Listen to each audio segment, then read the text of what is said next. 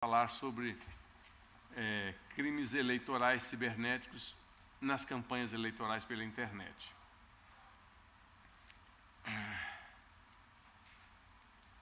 Muito bem, então, como agenda, trazemos aqui uma breve apresentação. Falaremos sobre direito cibernético aplicado ao direito eleitoral, os crimes cibernéticos, investigações cibernéticas e necessidade de atualização da lei penal e algumas conclusões. Muito bem, então, o direito cibernético, nós não temos aí uma definição legal, né? Há várias nomenclaturas, como direito cibernético, direito digital, direito eletrônico, enfim, existem várias nomenclaturas, né? E cada um prefere de uma forma, então eu entendo que todas essas nomenclaturas são válidas e podem ser usadas livremente. Então, entendemos também que o direito cibernético ele não se posicionou, e talvez nunca se posicione, não sei, como um ramo, vamos dizer, um ramo autônomo do direito. Ele precisa eu quero dizer que ele precisa de suporte de outros ramos do direito, como, por exemplo, o direito eleitoral, né? Então, o direito, afinal, as campanhas eleitorais estão todas pela internet, como nós vimos aí nas últimas eleições, né? Temos também a parte do direito penal, o crime migrou fortemente para a internet, então tem que haver esse apoio, né, do direito cibernético com o direito criminal para tratar de situações específicas. E direito do consumidor, né, tudo se pode comprar por meio da internet, e nesse sentido o direito do consumidor tem que trabalhar junto, né, com o direito cibernético, para justamente tratar questões intimamente relacionadas com a tecnologia, né? E o direito civil, alguma coisa também, né, que precisa ser tratada junto com o direito cibernético. Agora, para as questões que são típicas da tecnologia, talvez o direito cibernético ele consegue resolver, por ele mesmo, questões muito específicas e típicas da tecnologia, né? Então, como essas questões oriundas dessas novas leis de proteção de dados e tal, mas ainda assim ele vai sempre precisar de outros ramos do direito, né? Como esses que dissemos, direito do consumidor, direito eleitoral, direito penal. Muito bem. Bom, enfim, o direito eleitoral, ele certamente, por conta de que as eleições atualmente fazem um uso intensivo, né, dos recursos da tecnologia, da informação, para suas campanhas políticas, né? Nós vimos aí, acompanhamos bem, né, vimos que até ao que consta, a campanha vencedora fez a divulgação de suas propostas basicamente pela internet. Isso significa o quê? Que você tem uma abrangência muito grande e com um custo muito pequeno, né? Ou seja, isso daí eu entendo que a utilização dos recursos da internet para campanhas eleitorais, isso aí democratiza bastante, porque o candidato, mesmo aquele candidato que não disponha de recursos financeiros, não tem, por exemplo, horário de televisão. Então, a internet, ela equilibra muito esse jogo político, né, na medida em que mesmo os candidatos que não têm recurso financeiro, não têm verbas do partido, eles conseguem equilibrar esse jogo político fazendo uso dos recursos da internet, né, das redes sociais. Então, eles tendo esse conhecimento, né, de utilizar bem esses recursos, eles terão um custo muito pequeno e e conseguem realmente atingir seus objetivos de divulgar suas propostas e terem sucessos em suas campanhas eleitorais. Eu acho que essa campanha eleitoral de 2018 comprova bem esse fato, essa tese que a gente já fala há algum tempo, né? Muito bem. Bom, então o direito eleitoral, né, eles estudam os institutos, as normas, os procedimentos regulatórios dos direitos políticos, tem o Código Eleitoral, a lei das eleições, enfim, alguma coisa errada aconteceu aqui. Bom, vamos voltar aqui. Bom, então o direito cibernético e o direito eleitoral, eles precisam realmente trabalhar juntos para realmente tratar as questões, vamos dizer, tecnológicas que surgem durante essas campanhas eleitorais, especialmente essas questões, por exemplo, das ditas fake news, que são mensagens falsas, que são publicadas por um candidato contra o outro, os outros, seus apoiadores contra o outro candidato, e normalmente eles fazem uso de perfis falsos para divulgarem essas informações. E para que sejam realmente comprovada a materialidade e a autoria dessas condutas, são realmente necessários conhecimentos do direito cibernético, da computação forense, da perícia digital, para efeito de você conseguir identificar, localizar essas pessoas para que elas sejam responsabilizadas pelas suas condutas, vamos dizer, ilícitas, né? E, na verdade, precisam ser usadas técnicas de investigação cibernética, né, que quem tem domínio são os peritos da computação forense, os advogados mais especializados, né, em direito cibernético, direito digital, certamente possuem esse conhecimento para justamente promover e conduzir uma investigação cibernética para identificar, inicialmente comprovar a materialidade do fato e comprovar a autoria, identificar o autor de forma a responsabilizá-lo pela conduta ilícita, né? Muito bem. Então, as campanhas eleitorais, como dissemos, estão cada vez mais fazendo uso dos recursos da internet, né? Isso daí tem vantagens incríveis, principalmente o baixo custo, né? Principalmente em decorrência das últimas mini-reformas eleitorais, em que não são permitidos, não é permitido que as empresas, pessoas jurídicas, patrocinem os candidatos. Então, a tendência realmente é cada vez mais diminuírem os recursos disponíveis para as campanhas eleitorais. Então, nesse diapasão, o que acontece?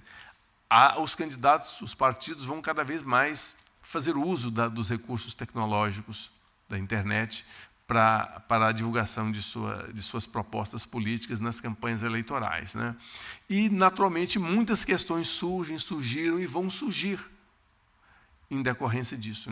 Nessa mesma campanha presidencial, tanto um candidato como o outro, né, os dois moveram ações um contra o outro, alegando abuso, né, de poder econômico, utilização indevida dos meios de comunicação, e isso daí certamente terá necessidade de comprovação, necessidade da atuação do perito em computação forense, perícia digital, para justamente comprovar a materialidade daquele fato e se realmente aquele abuso aconteceu. Precisa realmente de prova, e essa prova ela tem que ser buscada no âmbito da perícia digital, computação forense e do direito cibernético, direito digital, que é a área do direito que vai realmente, juntamente com o direito eleitoral, poder conduzir uma investigação desse tipo para justamente comprovar se houve ou se não houve aquele abuso por meio da internet. Afinal, são questões muito técnicas, muito fortemente ligadas à alta tecnologia,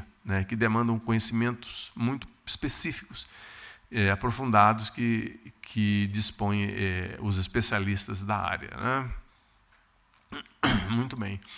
Bom, então, como dissemos, essas questões das fake news, das ditas fake news, é um problema grande, né, que ocorre durante as eleições, que isso daí, se não for tratado, combatido, pode até alterar fraudulentamente o resultado de uma eleição, né, que pode conduzir de forma fraudulenta que as pessoas mudem de opinião em função de uma informação falsa que foi divulgada a respeito de um determinado candidato. Ou seja, aquelas pessoas que iam votar nesse candidato, após receberem essa informação falsa, podem mudar seu voto. E, dessa forma, alterar de forma fraudulenta o resultado das eleições. E tem os ditos robôs, né, que são softwares que multiplicam as informações, inclusive essas informações falsas. Enfim, são questões muito técnicas relacionadas intimamente com a alta tecnologia, que certamente precisam de ser tratadas pelo direito cibernético juntamente com o direito eleitoral. Então, esses dois ramos do direito precisam seguramente de trabalhar juntos para tratarem essas questões tão típicas e tão muito técnicas relacionadas aí com as eleições, né? Muito bem. Então, essa investigação cibernética, ela pode se dar de forma, vamos dizer, oficial e não oficial. Ela, em se tratando de uma investigação não oficial, torna-se imprescindível a emissão de uma ata notarial sobre aquele fato que está sendo alegado, né, na internet, de forma que, por exemplo, numa rede social como o Facebook, é necessário, por exemplo, emitir essa ata notarial no cartório e buscando a URL, que é o endereço único de internet, para comprovar que aquele fato ocorreu, né? E a partir dessa ata notarial, né, o advogado vai acionar a justiça para que sejam afastados os sigilos telemáticos, tanto daquele perfil, como daquela postagem criminosa. E, a partir daí, serão buscados os IPs utilizados naquelas conexões criminosas e da sequência da investigação cibernética são buscadas a quebra do sigilo desses IPs e até chegar no responsável pela ação criminosa, né? E, naturalmente, se os criminosos forem, vamos dizer, especialistas em computação forense, eles certamente farão uso de técnicas avançadas para dificultar o trabalho da investigação, farão uso por exemplo, de VPNs, da Dark Web. Mas, conforme até já dissemos na parte da manhã, mesmo ele fazendo tudo isso daí, seguramente não é possível que ele mantenha 100% do anonimato, né? Na verdade, quem alega que é possível 100% do anonimato, seguramente não está sabendo muito o que fala. Por quê? Porque para ele fazer uso da internet, para ele acessar a internet, mesmo que fazendo uso de uma dark web, de uma rede VPN, ele vai precisar de um endereço válido de IP, quer seja do IPv4 ou do IPv6, ele vai precisar de um endereço válido, né? E esse endereço ele é rastreável, né? Se ele usou uma VPN, dentro da minha investigação cibernética, eu chego no IP, chega lá, é um IP da Rússia, mas eu chego e vejo que está usando uma VPN. Então, e o endereço válido está onde? Está com o provedor de VPN. Então, eu tenho que ir atrás do provedor de VPN para ele me passar o endereço correto. Então, é possível.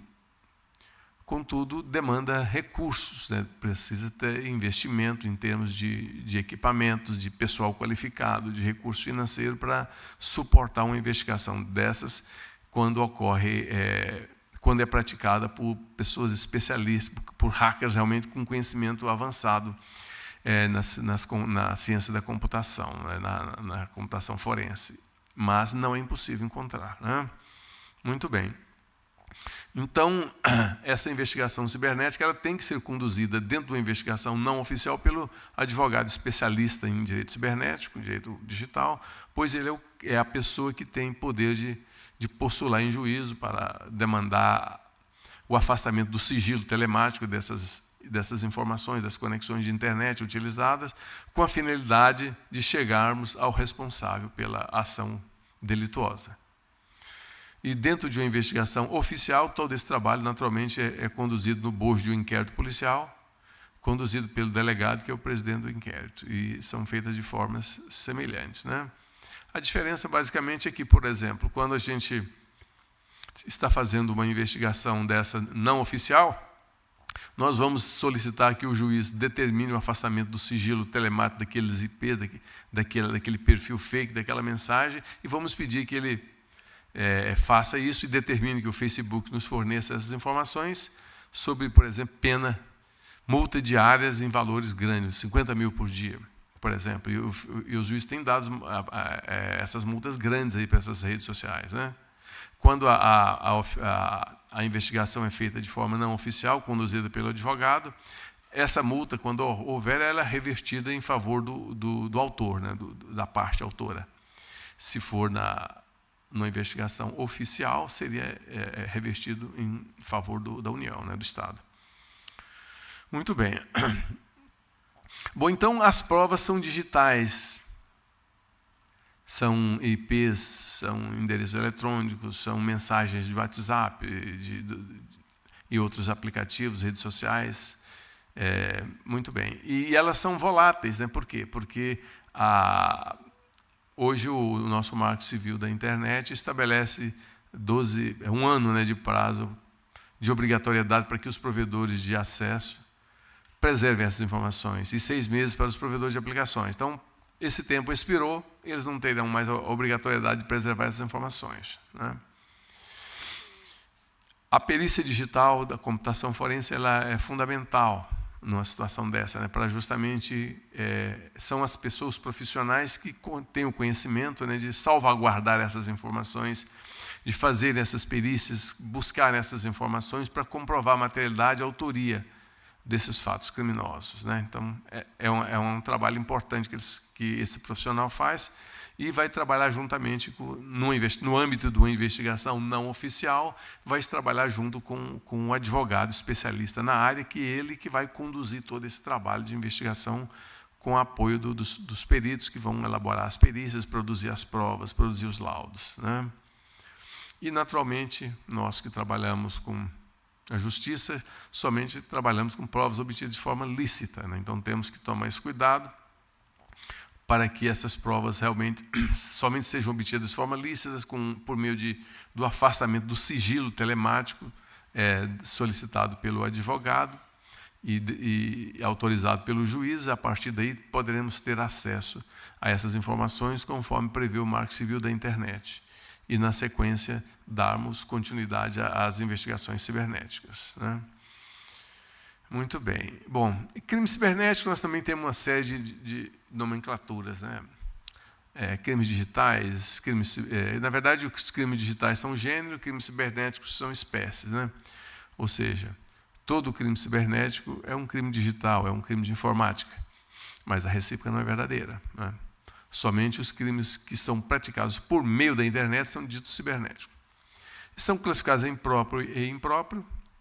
Os próprios são aqueles que atacam bens jurídicos novos, por exemplo, a segurança da informação, a segurança cibernética, como esse aí por exemplo, a produção de vírus, hoje é considerada crime, né, pelo artigo 154A, parágrafo 1º do Marco, que foi incluído pelo Marco Civil, pela Lei Caroline Dickmann no Código Penal.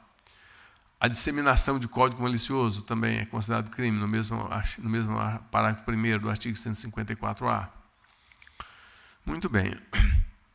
Então, é fato que o crime ele migrou totalmente para a internet, e dessa forma surgem todas essas questões, né, relacionadas a esses fatos, né, que precisam ser tratadas pelo direito cibernético, pela perícia digital, computação forense.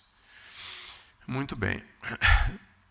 Bom, então, na investigação oficial, como dissemos, feita pelas polícias federal e civis, e são feitas as perícias oficiais.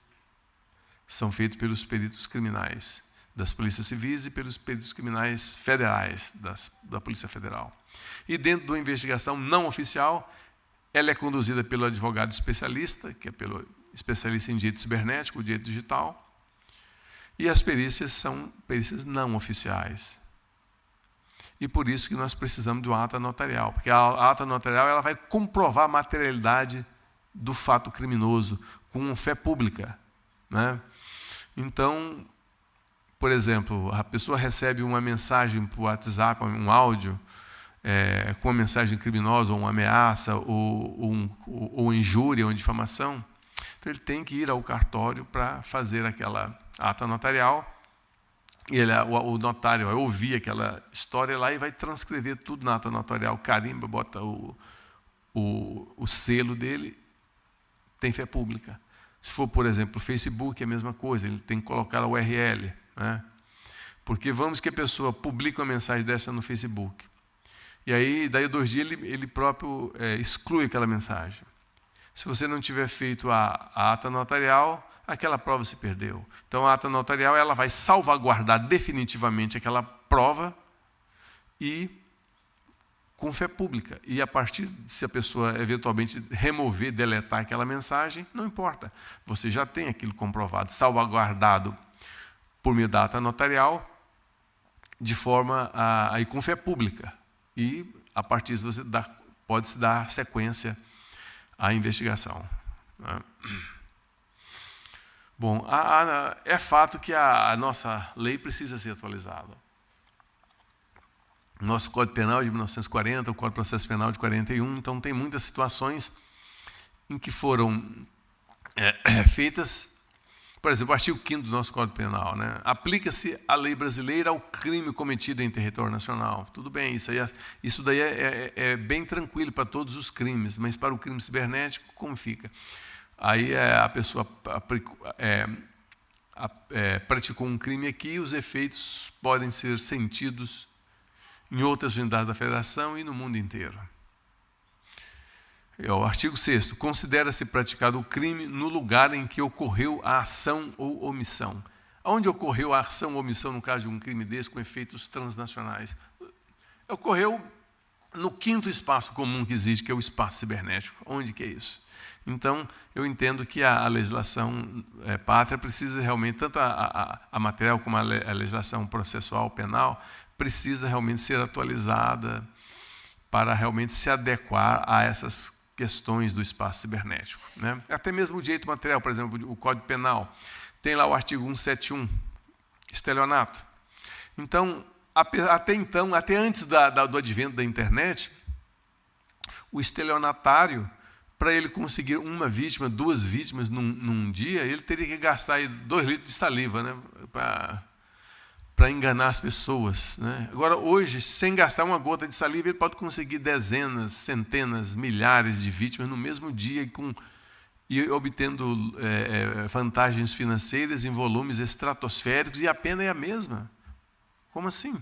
Então, eu entendo que a legislação tem que evoluir no sentido de que, pelo menos, de aumentar substancialmente essa pena para quando esses crimes são cometidos no espaço cibernético, né? No caso, o estelionato pela internet é considerado um crime cibernético impuro, né? Porque é um crime que ele já existia desde sempre e somente usa a internet como ferramenta para impulsionar, para aumentar o poder de fogo dessa ação criminosa, né? Muito bem, então, concluindo aqui a nossa breve apresentação, percebemos claramente que existe uma forte conexão, né, entre o direito cibernético e o direito eleitoral. Por quê?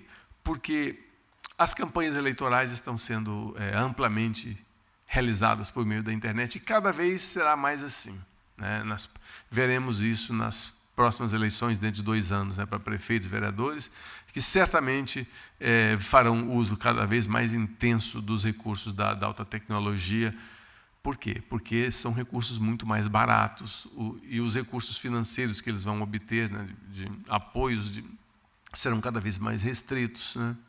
E, além disso, tem aquela questão do crowdfunding, que é aquela vaquinha eletrônica, né, que hoje já está autorizada, né? Os candidatos já dessas eleições de 2018 fizeram uso. Então, podem surgir questões, afinal, trata-se de uma arrecadação por meio da internet. Então, todas essas questões têm que ser tratadas pelo direito cibernético, juntamente com o direito eleitoral, apoiado pela perícia digital e computação forense. Então, vejam que são ramos do direito intimamente relacionados entre si, visto que o direito, as campanhas eleitorais estão, sim, fazendo cada vez mais uso, de forma mais intensa, da internet, dos recursos da alta tecnologia, né? E, dessa forma, é necessário o conhecimento, né, do direito cibernético, do advogado especializado, especialista em direito cibernético, para atuar e realmente resolver e tratar muitas questões que surgiram, né, nessas últimas eleições, e a tendência é que se tornem cada vez mais comuns essas questões, né? Muito bem. E, então, a investigação cibernética ela é necessária para justamente esclarecer essas questões que surge nas campanhas eleitorais. Esse exemplo que nós demos, de todas as duas campanhas aí do segundo turno, uma entrou contra a outra campanha, alegando essas questões muito tecnológicas, né? O uso dos meios de comunicação da internet, né, de forma fraudulenta, né? Então, isso daí, para que seja esclarecidas essas questões, tem que ser analisadas questões muito técnicas, perícia digital, computação forense, direito cibernético, né? E, seguramente, a nossa lei penal, a nossa lei processual penal, precisa ser atualizada para realmente representar melhor a evolução que teve a nossa sociedade em decorrência do surgimento da internet, dos recursos da alta tecnologia, né? E, afinal de contas, a nossa lei ela é de 1940, o Código Penal, ou seja, muito antes do início da computação, né? O primeiro computador surgiu em 1946, que era o chamado UNIAC. E o primeiro computador comercial já foi em 1949, 1950, que é o UNIVAC. Ou seja, o nosso Código Penal é antes do início da era da informática, da era da computação. Então, naturalmente, eles foram concebidos, foram escritos sem essa visão da alta tecnologia, da computação, né, que veio realmente para ficar e para revolucionar toda a nossa sociedade, né? Então, imagine hoje, se der um apagão na internet, vamos ficar um mês sem internet aqui, né? Vai ter depressão profunda, até suicídio, se brincar, né? Ninguém consegue mais viver sem internet. E nem o crime, né? O criminoso não consegue mais viver sem internet. Se você tirar a internet do crime... Vê esse pessoal, os criminosos aí que estão presos aí, estão lá em depressão profunda porque não tem o WhatsApp ali para ele comunicar com... Então, é uma situação complexa, né? Então, muito bem, pessoal, era isso aí que a gente gostaria de passar para vocês. E se tiverem alguma pergunta, acho que ainda tem um tempinho pouco aí, 5 minutinhos. Né? E fora isso, estarei também à disposição, né, por meio aí tem um site aqui que vocês podem copiar, que lá tem meus contatos, e-mail, WhatsApp, tudo, que podem também me fazer perguntas por e-mail também, que eu fico à disposição para responder.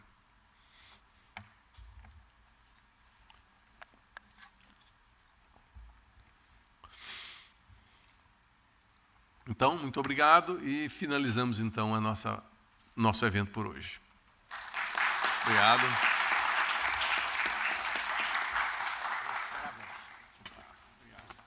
Perfeito, muito obrigado pela possibilidade de participar. Foi ótimo a sua participação, muito bom. Muito bom, o que aconteceu? Eu esqueci de olhar o horário de você. Não, tranquilo, isso é normal. Aí eu não sabia se eu tinha dado 20 minutos, eu estava fazendo 1 hora. É normal. Eu queria que você que assim, calma, eu estou terminando para ver o que você me responde.